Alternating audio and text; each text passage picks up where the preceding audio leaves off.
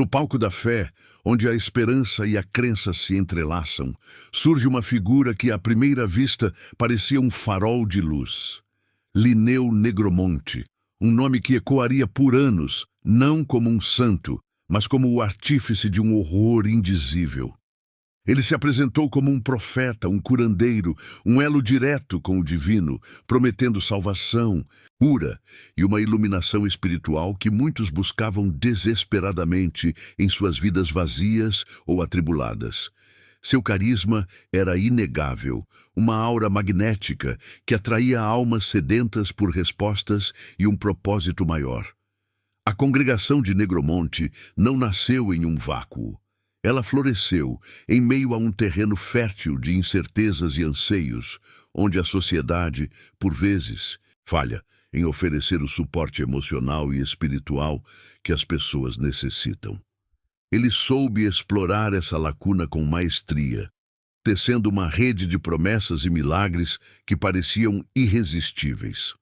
Seus sermões eram eloquentes, cheios de passagens bíblicas interpretadas de forma particular, mas sempre com um apelo profundo à emoção. O fascínio inicial era palpável.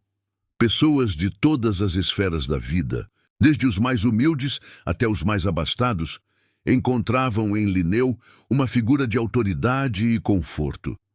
Testemunhos de curas milagrosas e transformações de vida se espalhavam rapidamente, criando uma lenda em torno de seu nome. As histórias de como ele tirou famílias da miséria, curou doenças incuráveis e trouxe paz a corações aflitos eram contadas e recontadas, solidificando sua imagem de benfeitor e líder espiritual. A congregação crescia exponencialmente, atraindo cada vez mais fiéis que viam nele a resposta para todos os seus problemas. Contudo, por trás da fachada de santidade e benevolência, começaram a surgir sussurros, discrepâncias entre a imagem pública de Linneu e as histórias que circulavam nos bastidores, como sombras, começaram a se alongar. Pequenos desvios, exigências incomuns, um controle crescente sobre a vida dos seguidores, tudo isso era inicialmente ignorado, justificado pela fé cega e pela promessa de um paraíso vindouro. Mas, como uma melodia dissonante em uma sinfonia, esses murmúrios se tornaram mais altos, mais insistentes. Ex-membros que conseguiram se libertar do seu jugo começaram a relatar um cenário muito diferente do que era pregado publicamente. Falavam de abusos, manipulação e uma realidade sombria que contrastava brutalmente com a luz que Negromonte prometia. A curiosidade, então, se transformou em uma pergunta inquietante. Como a fé, um pilar de esperança e moralidade para tantos, pode ser distorcida a ponto de justificar o injustificável? Como um líder que prega o amor e a salvação pode ao mesmo tempo ser o arquiteto de atrocidades e sofrimento? Essa dicotomia entre a devoção cega e a realidade brutal é o cerne desta história. Um mergulho profundo nas sombras da crença e na capacidade humana de manipular e ser manipulado. A história de Linneu Negromonte é um alerta, um espelho que reflete as vulnerabilidades da alma humana e os perigos do poder sem limites. É a saga de como um homem construiu um império sobre a fé alheia, transformando a esperança em cativeiro e a devoção em desespero. É uma narrativa que nos força a questionar até que ponto a fé pode nos cegar para a verdade. Antes de continuarmos, inscreva-se no canal e diga-nos nos comentários de onde você está assistindo. A ascensão de Linneu Negromonte e o florescimento de sua congregação não podem ser dissociados do contexto histórico-social da época. Em períodos de incertezas econômicas, transformações sociais aceleradas e uma crescente sensação de desamparo, a busca por respostas e segurança espiritual se intensifica. O vácuo deixado por instituições tradicionais ou a frustração com o sistema estabelecem um terreno fértil para o surgimento de líderes carismáticos que oferecem soluções simples para problemas complexos, prometendo não apenas a redenção espiritual, mas também a prosperidade material e a paz interior. Linneu, com sua retórica envolvente e promessas de um futuro glorioso, soube capitalizar essa vulnerabilidade.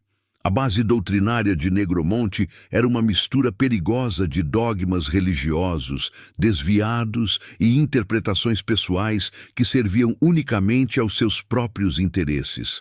Ele pregava uma versão distorcida das Escrituras, onde a obediência cega ao profeta era equiparada à obediência divina. A salvação, segundo ele, não vinha apenas da fé em Deus, mas da submissão inquestionável à sua autoridade. Ele se posicionava como o único intermediário entre os fiéis e o sagrado, o único capaz de interpretar a vontade divina e conduzir seus seguidores ao paraíso. Essa teologia particular criava uma dependência espiritual profunda, onde questionar Linneu era o mesmo que questionar a própria fé. Os mecanismos de controle implementados por Negromonte eram sutis no início, mas tornaram-se cada vez mais explícitos e coercitivos. A manipulação psicológica era a pedra angular de seu método. Ele explorava as fragilidades individuais, os medos e as esperanças de cada seguidor, criando um ambiente onde a culpa e a vergonha eram ferramentas poderosas. Os testemunhos de ex-membros revelam como ele incutiu a ideia de que o mundo exterior era pecaminoso e perigoso, e que a única segurança residia dentro dos limites de sua comunidade e sob sua proteção. A manipulação financeira também desempenhava um papel crucial. Os seguidores eram encorajados a doar todos os seus bens, sob a promessa de que seriam recompensados 100 vezes mais no reino dos céus, ou, em alguns casos, na própria comunidade. Essa prática não só garantia a sustentação do império de Negromonte, mas também despojaria os fiéis de qualquer independência material, tornando-os ainda mais dependentes do líder e da estrutura do culto. A pobreza material, ironicamente, era apresentada como um sinal de pureza e desapego, enquanto a riqueza acumulada por Negromonte era justificada como bênçãos divinas para a obra. A construção da lealdade era um processo meticuloso. Linneu criava uma atmosfera de exclusividade, onde os seguidores se sentiam parte de um grupo seleto, detentores de um conhecimento e uma verdade superiores. A promessa de um paraíso, seja ele celestial ou uma utopia terrena dentro da comunidade, era constantemente reforçada, alimentando a esperança e a dedicação. Em contrapartida, a ameaça de condenação era um elemento poderoso de dissuasão.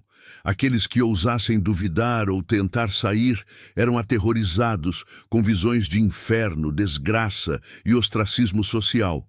Não apenas do grupo, mas de suas próprias famílias, que muitas vezes já estavam profundamente inseridas na congregação. A vida dentro da comunidade de Negromonte, longe dos olhos curiosos do mundo exterior, era regida por regras cada vez mais estritas. A individualidade era gradualmente suprimida em favor de uma identidade coletiva, moldada à imagem e semelhança do líder. O medo da exclusão e da punição mantinha os seguidores na linha, transformando o que parecia ser um refúgio espiritual em uma prisão psicológica.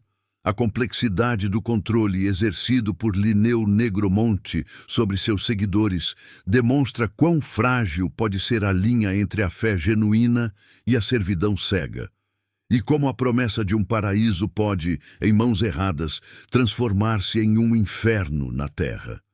Este foi o alicerce sobre o qual Linneu ergueu seu império de terror, isolando seus fiéis do mundo e de suas próprias consciências.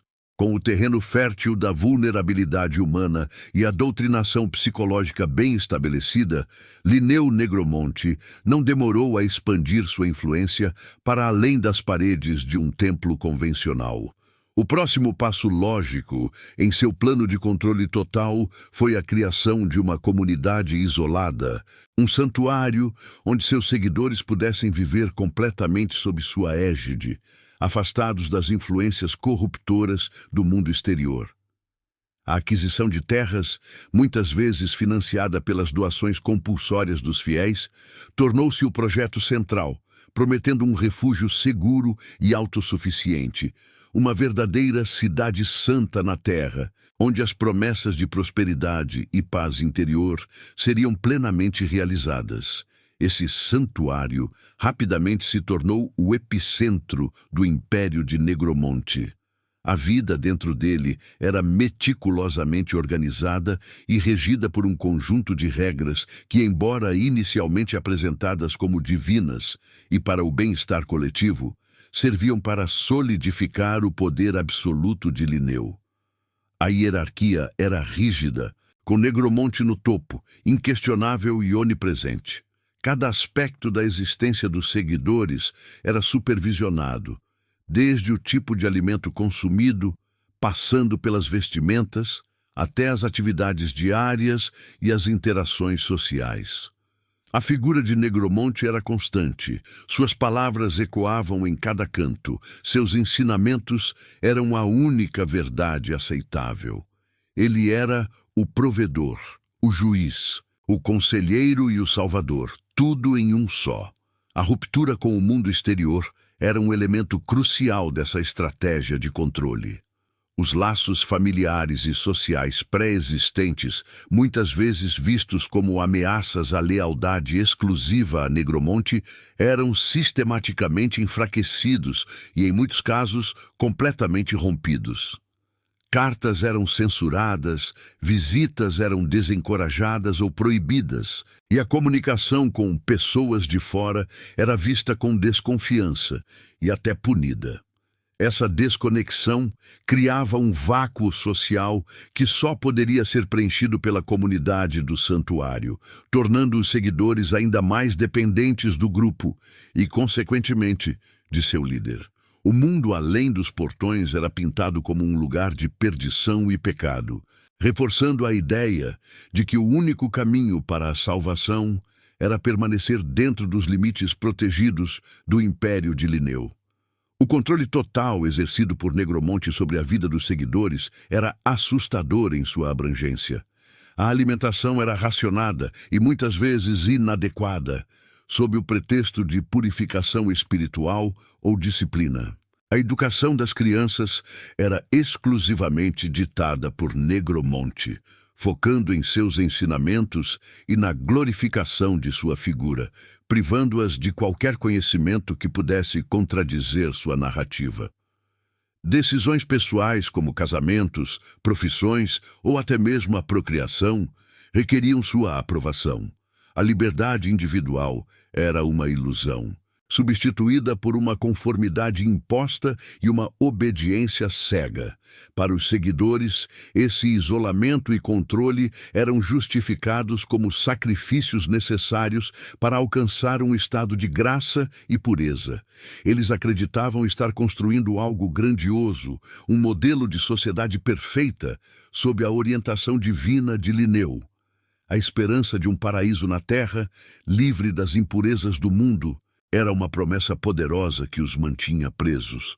No entanto, o que eles não percebiam era que, ao entregar sua autonomia, estavam na verdade construindo uma prisão, cujas paredes eram feitas de fé distorcida e tijolos de manipulação. A lealdade cega, que antes parecia uma virtude, transformava-se em uma armadilha, selando o destino de muitos e preparando o palco para as atrocidades que viriam à tona. Este império, construído sobre a fé e o isolamento, estava prestes a revelar suas verdadeiras e sombrias fundações.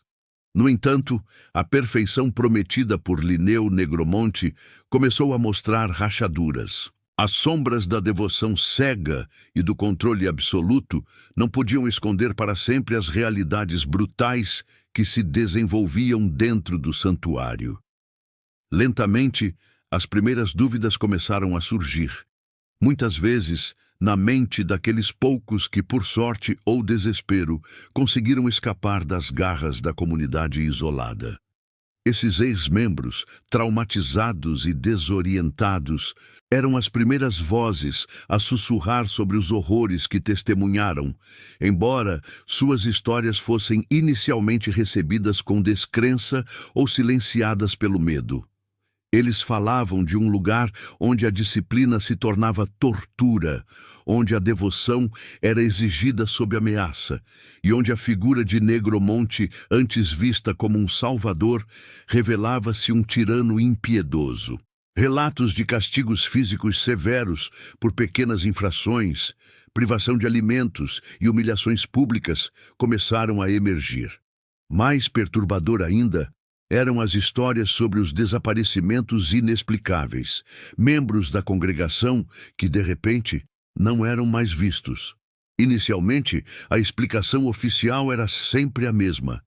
Eles se desviaram do caminho da salvação, foram para o mundo exterior e se perderam. Mas os ex-membros sabiam que a verdade era muito mais sombria. Eles haviam visto pessoas serem levadas, nunca mais retornando, e o silêncio imposto sobre esses eventos era ensurdecedor. As famílias dos seguidores que permaneceram na comunidade, ou mesmo aqueles que já estavam fora, mas tinham entes queridos presos lá dentro, começaram a questionar: onde estavam seus filhos, pais ou irmãos? A falta de contato, a evasão nas respostas de Negromonte ou de seus tenentes e a atmosfera de medo que permeava qualquer tentativa de investigação externa só aumentavam a angústia. Essas perguntas se transformaram nas primeiras denúncias às autoridades. Parentes desesperados batiam às portas das delegacias, relatando o sumiço de seus familiares e a estranha e hermética natureza da comunidade de Lineu. No entanto, investigar uma comunidade tão fechada e isolada era uma tarefa hercúlea. As barreiras físicas e psicológicas eram imensas. A lealdade cega dos seguidores a Negromonte era um escudo quase intransponível. Quando as autoridades tentavam se aproximar, eram recebidas com hostilidade e uma parede de silêncio. Os seguidores, doutrinados a ver o mundo exterior como inimigo e qualquer interferência como perseguição religiosa, negavam veementemente qualquer irregularidade. Eles defendiam Negromonte com uma paixão feroz, alegando que as denúncias eram mentiras de apóstatas ou ataques do maligno para destruir sua obra divina. A resistência da comunidade era um testemunho do poder da manipulação mental exercida por Negromonte.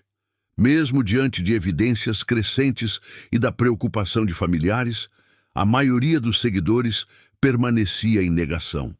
Eles haviam investido tudo, sua fé, seus bens, suas vidas, nesse santuário e em seu líder. Admitir que estavam sendo enganados ou abusados significaria a ruína de suas próprias identidades e a perda de tudo o que consideravam sagrado. Essa lealdade distorcida criava um ambiente onde os abusos podiam prosperar sem contestação interna, e as tentativas externas de intervenção eram vistas como agressões. As primeiras denúncias, embora importantes, muitas vezes não resultavam em ações concretas. A falta de provas contundentes, a dificuldade de acesso à comunidade e a ausência de testemunhas dispostas a falar abertamente, por medo de represálias ou por ainda estarem sob o controle psicológico de Negromonte, dificultavam o trabalho das autoridades. O sistema legal, por vezes lento e burocrático, não estava preparado para lidar com a complexidade de um culto que operava sob o manto da religião, disfarçando crimes hediondos como atos de fé. Enquanto isso, dentro dos muros do santuário, as sombras se aprofundavam. Os desaparecimentos continuavam e os abusos se tornavam mais frequentes e severos. O medo era uma presença constante, um ar que todos respiravam. A promessa de salvação se transformava dia após dia em uma ameaça de condenação, não mais divina, mas terrena, imposta por um homem que havia se autoproclamado o único caminho para a verdade. As histórias dos ex-membros, antes sussurros isolados, iriam com o tempo ganhar força, ecoando em um clamor por justiça que as autoridades não poderiam mais ignorar.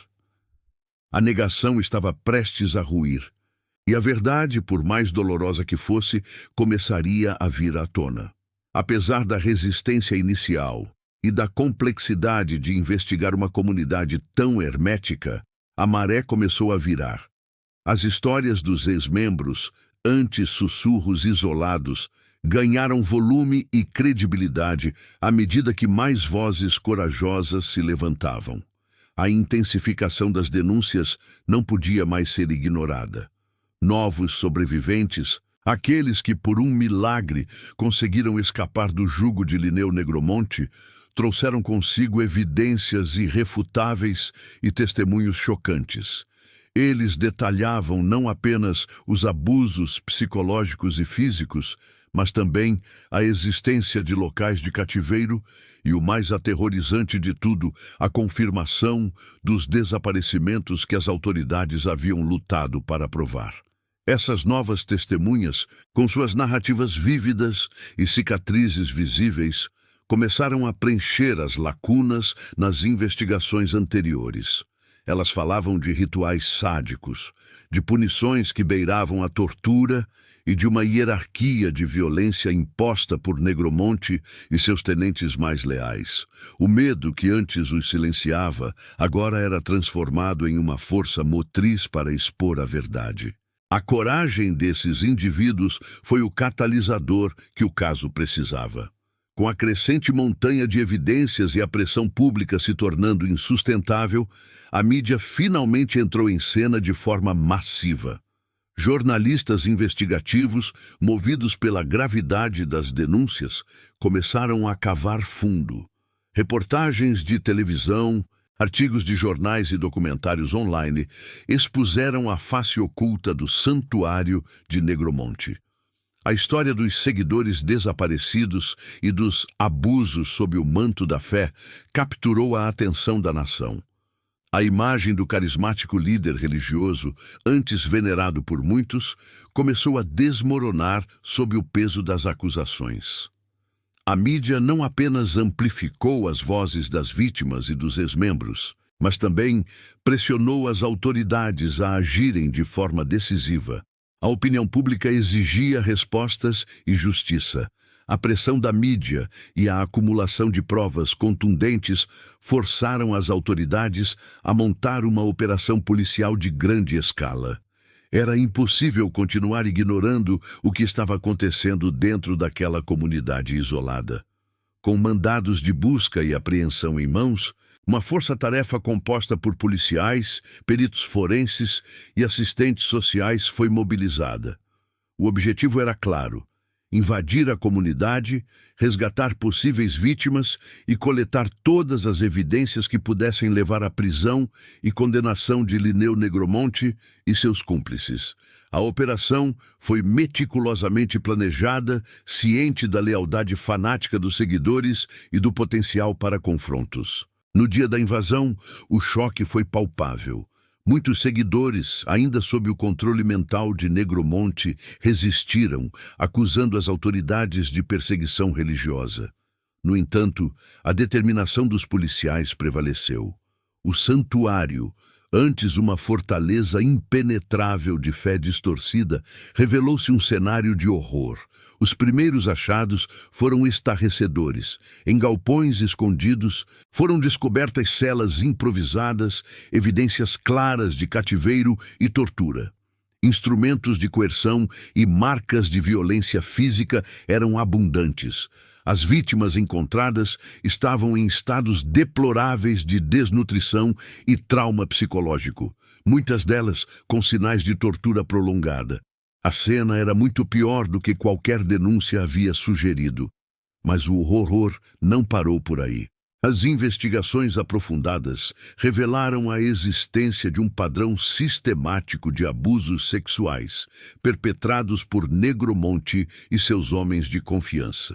Crianças e mulheres eram as principais vítimas, submetidas a uma rotina de exploração sob o pretexto de purificação ou sacrifício espiritual. As evidências eram avassaladoras. Diários de vítimas, depoimentos de sobreviventes recém-resgatados e até mesmo registros macabros mantidos pelos próprios agressores. A pior das descobertas, contudo, veio à tona com o trabalho dos peritos forenses.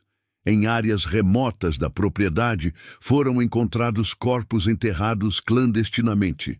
Os desaparecimentos, antes meras especulações, tornaram-se uma realidade sombria e inegável. Restos mortais de vários indivíduos, incluindo crianças, foram desenterrados, confirmando os relatos mais terríveis dos ex-membros. O santuário de Linneu Negromonte era, na verdade, um cemitério clandestino, um túmulo para aqueles que ousaram questionar ou simplesmente se tornaram inconvenientes para o tirano.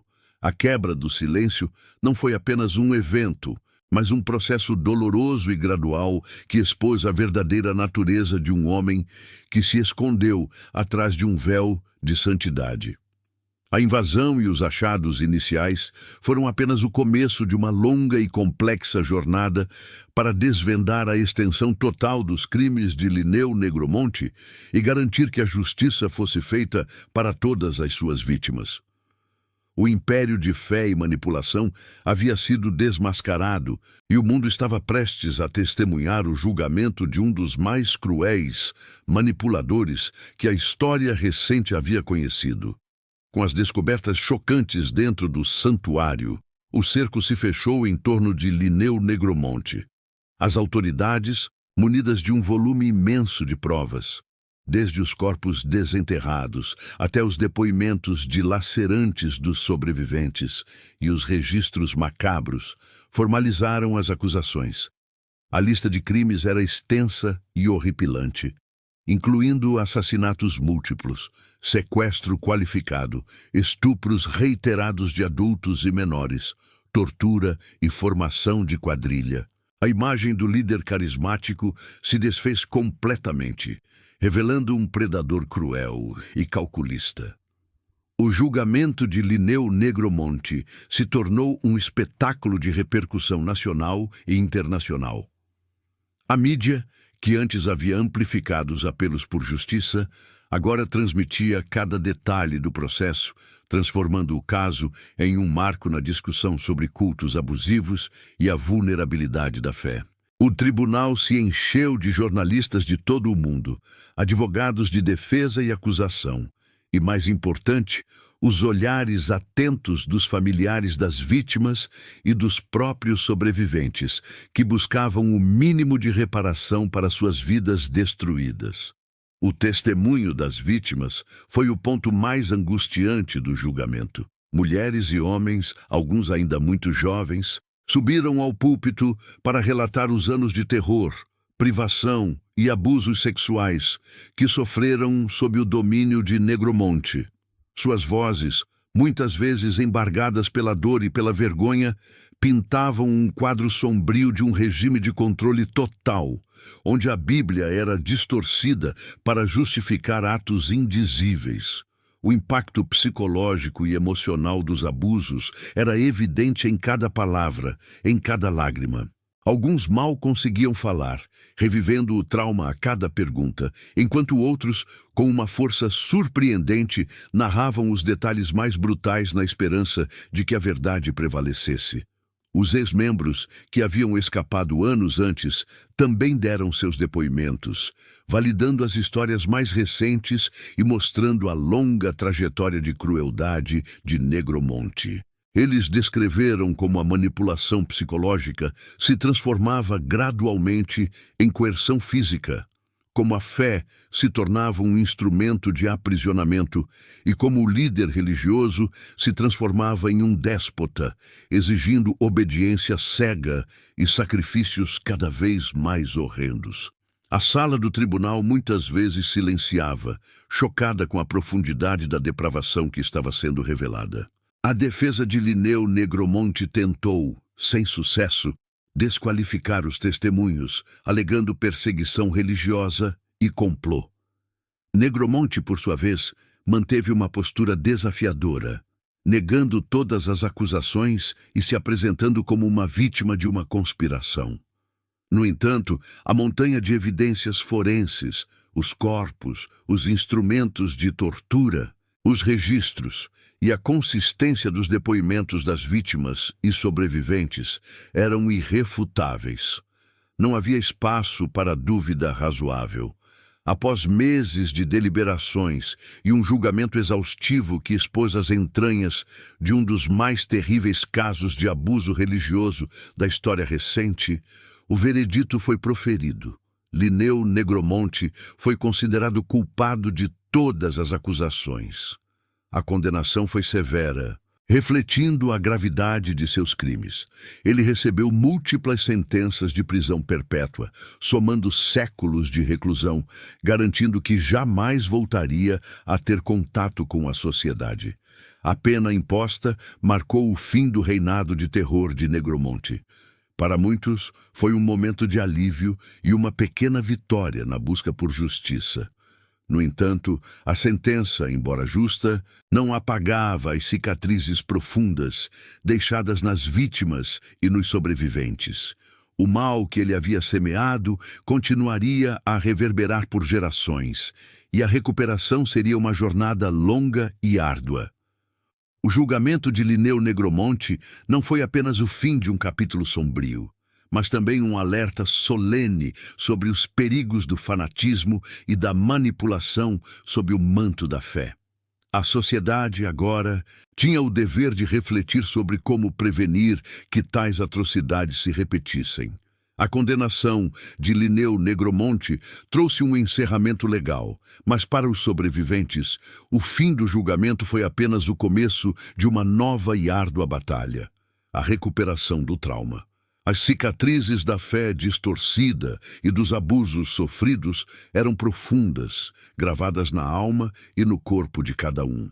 A jornada de reintegração social era complexa, exigindo apoio psicológico, médico e social intensivo. Muitos enfrentavam dificuldades extremas para retomar suas vidas, assombrados pelas memórias e pela desconfiança no mundo exterior. A sociedade, em geral, lutava para compreender a extensão do dano e como oferecer o suporte necessário a quem havia vivido um cativeiro tão singular sob o manto da religião. A vulnerabilidade humana, exposta de forma tão brutal, no caso Negromonte, tornou-se um ponto central de reflexão. Como foi possível que tantos indivíduos, alguns com histórias de vida sólidas, antes de encontrarem o santuário, caíssem nas teias de um manipulador tão perverso? A resposta residia na complexidade das necessidades humanas, a busca por pertencimento, por sentido, por cura e por esperança. Negromonte soube explorar essas carências, oferecendo um paraíso ilusório que, na verdade, era um inferno disfarçado. O caso Linneu Negromonte serviu como um lembrete sombrio de como a fé, quando deturpada e usada como ferramenta de controle, pode corroer a autonomia e a dignidade do indivíduo. Acreditar cegamente, sem questionamento, pode ser o primeiro passo para a subjugação. A importância da vigilância, tanto por parte da sociedade quanto das autoridades, nunca foi tão evidente. O caso Negromonte demonstrou a dificuldade em penetrar comunidades isoladas e a resistência em acreditar nos primeiros relatos de abuso, muitas vezes descartados como exageros ou perseguição religiosa. É fundamental que haja mecanismos mais eficazes para identificar e investigar grupos que exibem sinais de controle excessivo, isolamento social e doutrinas que justificam a subjugação de seus membros. A linha entre a liberdade religiosa e o abuso criminoso é tênue e requer uma atenção constante e crítica. É o dever de todos nós proteger os mais vulneráveis. As histórias dos sobreviventes, embora dolorosas, carregam uma mensagem poderosa de resiliência e a necessidade de se levantar contra a injustiça. Eles se tornaram vozes importantes, compartilhando suas experiências para alertar outros e para promover a conscientização sobre os perigos dos cultos abusivos. Seus testemunhos, agora livres das amarras do medo, servem como um farol para aqueles que ainda estão presos em situações semelhantes, mostrando que a saída é possível e que a recuperação, embora longa, é alcançável. O legado de Linneu Negromonte é um misto de horror e um chamado à ação intelectual. É um convite à reflexão profunda sobre o papel da fé na vida das pessoas, sobre a natureza da liderança espiritual e sobre os limites éticos que jamais devem ser transpostos. Este caso nos força a questionar, a analisar criticamente as narrativas que nos são apresentadas e a desenvolver um senso de discernimento que nos proteja contra a manipulação. A verdadeira fé, afinal, deveria libertar, não aprisionar. Ela deveria nutrir a alma, não a destruir. É nossa responsabilidade coletiva garantir que a memória das vítimas e o sofrimento dos sobreviventes não sejam em vão. Devemos permanecer vigilantes, educar as futuras gerações sobre os perigos do fanatismo cego e fortalecer as redes de apoio para aqueles que buscam escapar de situações abusivas. O caso Linneu Negromonte é um capítulo sombrio na história humana, mas também uma oportunidade de aprender e de reafirmar a importância inalienável da liberdade, da razão e da dignidade humana. Que este trágico episódio sirva como um eterno lembrete de que a fé, sem questionamento e sem amor, pode se tornar o mais perigoso dos venenos, e que a verdadeira justiça só é alcançada quando a verdade prevalece, e os mais vulneráveis são protegidos de toda forma de exploração e abuso. A busca por justiça e cura continua, um passo de cada vez, na esperança de um futuro onde a fé seja um pilar de força e não uma ferramenta de destruição.